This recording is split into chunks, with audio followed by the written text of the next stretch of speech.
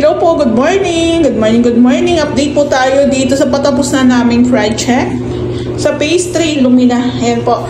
So bali napalitan na po namin ng feed. Ayan. Ito na po yung binili ko sa Lazada na install na po ni Ray. So bali hindi pa po kami nakakapaglinis ha. Ayan, medyo madami-dami pa. So nakita niyo, so close po siya. Ayan. O, diba?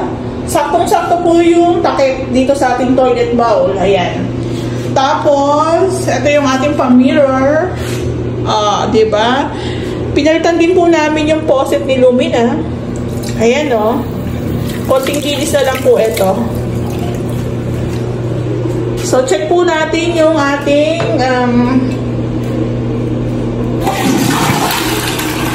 diba? Gumagana. Takpan po natin ulit. Ayan. From Lazada po yan. So, comment lang po kayo kung saan ko po nabili ang takip na yan.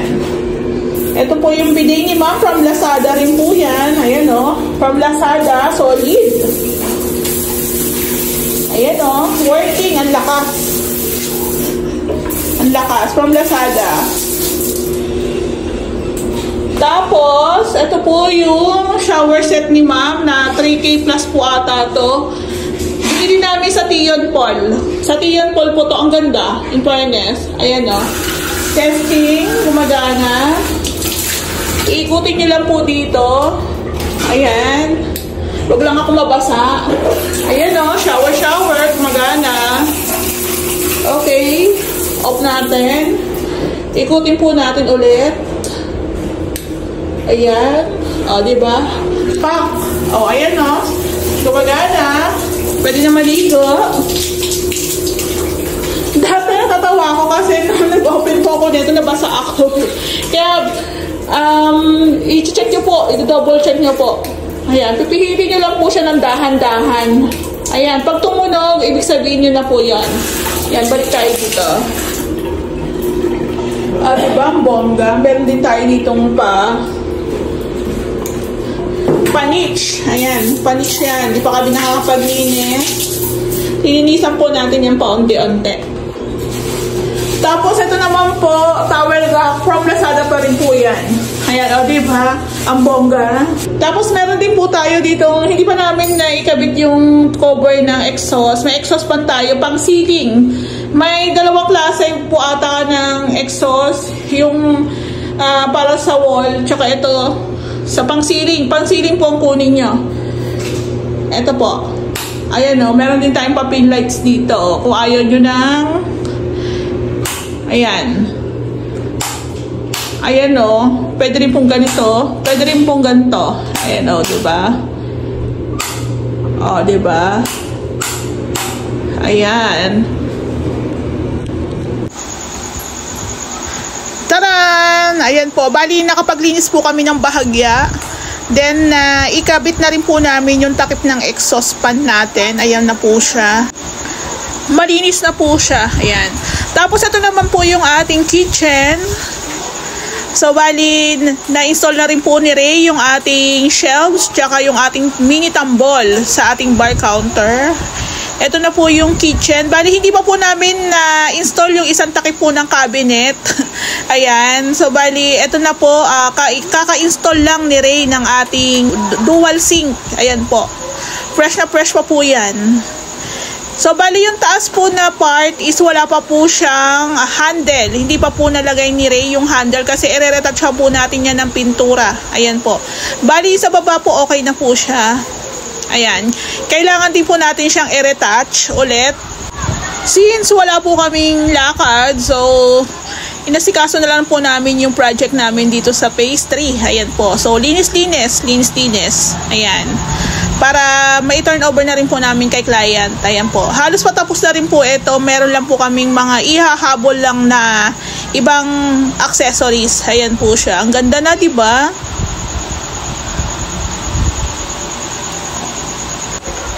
So, bali, ito naman po yung mini altar ni Ma'am. Ayan po. Kagagawa lang po namin yan. So, bali, ito naman po yung front extension nila. Na-install na rin po ni Ray yung ating mga pailaw dito.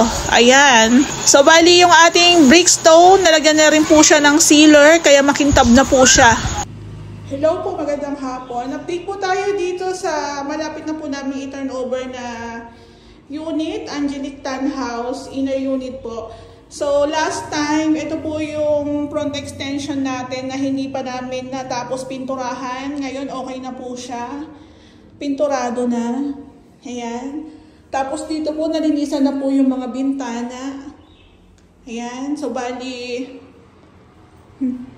may na-retouch na rin po siya. Ayan, sarado natin. So, kitang-kita nyo, ang liwanag, ang linaw. Ayan, no? So, ang kulang na lang dito, blind. So, kaya cortina. Ipahabol mo na, ma'am, para maihabol pa namin ni Ray. Ayan. Tapos, na-retouch na rin po yung ating pinto. Doorknob na lang ilalagay. Nasa bahay po. Ito po kasi sira po ito. Ayan. Since andito na po yung ating pintor, pinaretouch po namin ulit. Ito po yung second room. Ayan. Okay na rin yung ating pinto. Na-retouch na rin po siya. Ayan. So, halos kompleto na po dito sa mga accessories. Ang wala na lang po yung curtain o kaya yung blinds. Ayan, yung pinaka-blinds ni ma'am. Tapos yung slab po natin, okay na. Nalagyan na po namin ng waterproofing. Dinamay na rin po namin yung slab ng CR. Ayan, para isang buo na siya. Naka-waterproofing. Tapos, yung downspout po ni ma'am, yung alulod po, ito po yung PVC.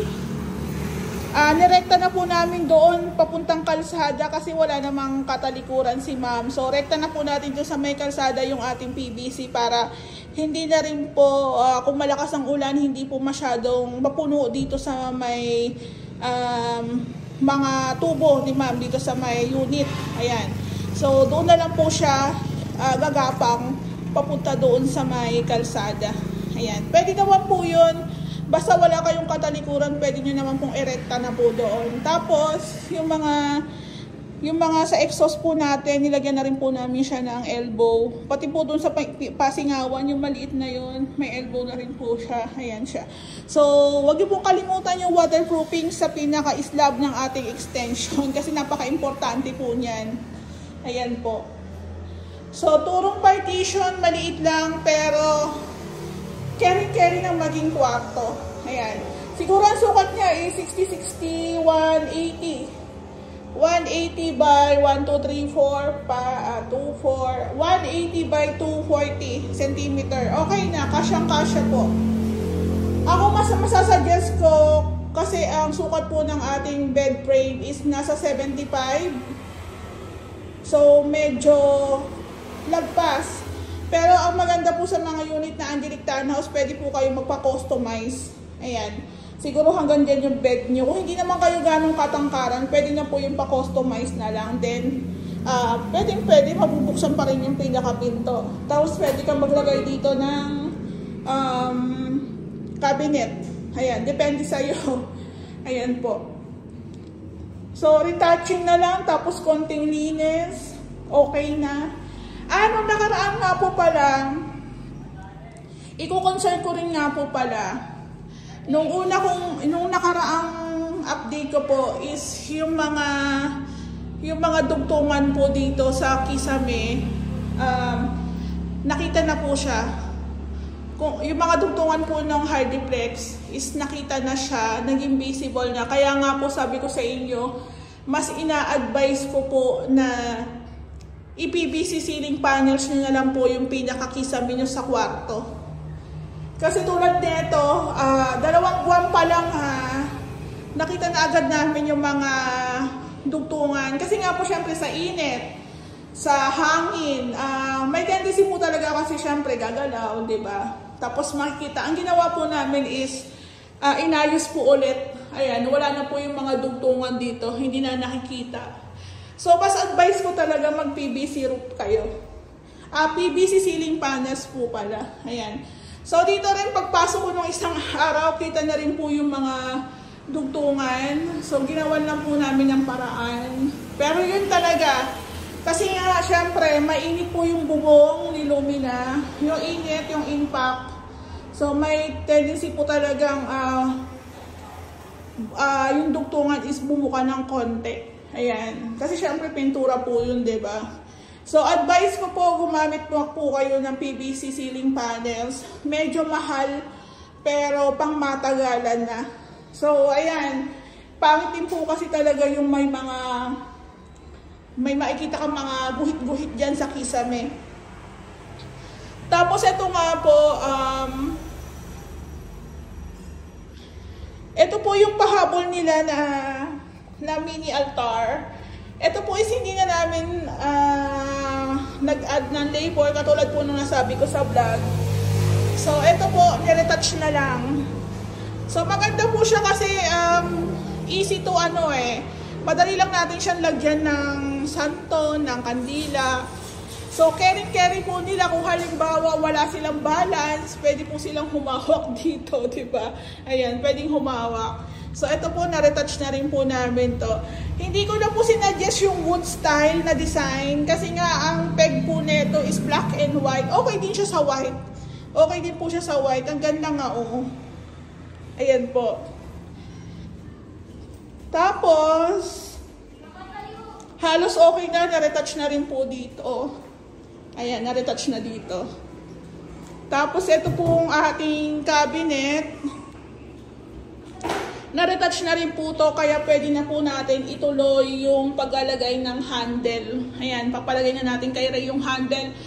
Baka bukas, Sunday, palagay ko na para matapos na namin to. Ayan.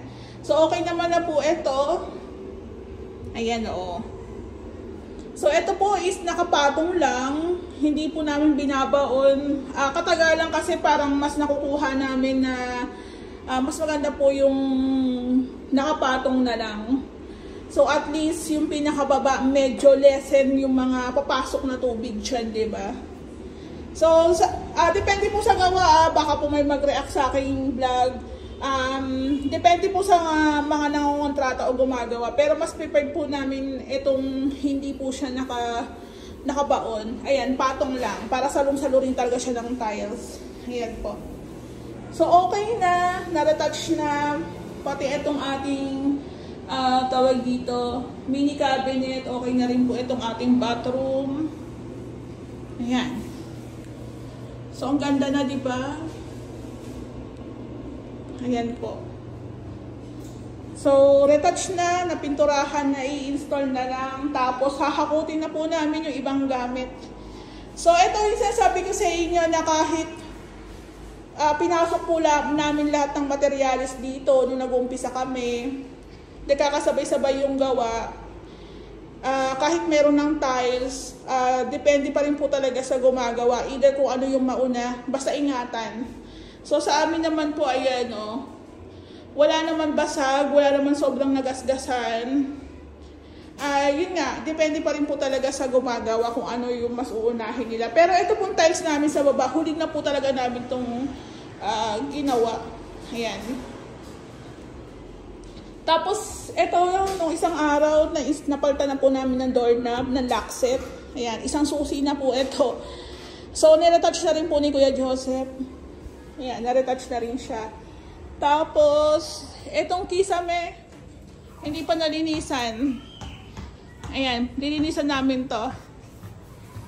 Kasi meron pang mga dumi-dumi. Ayan, so, nire-retouch po ulit yung labas.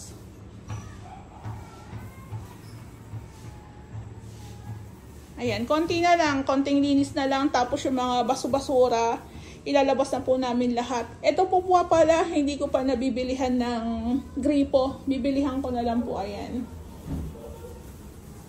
Ayan, okay na. Okay na. Pati po yung ating gate, na-retouch na rin po to ng pinturang pambakal. Ayan. So, may mga alikabok lang, pero okay na po ito. Yung ating drainage, nailagay na rin po. Ayan. So, ang ganda na. Nalagyan na rin po ng tile grout itong ating front extension. So, meron lang mga May mga marka-marka lang dyan. So, lilinisin na lang po natin yan.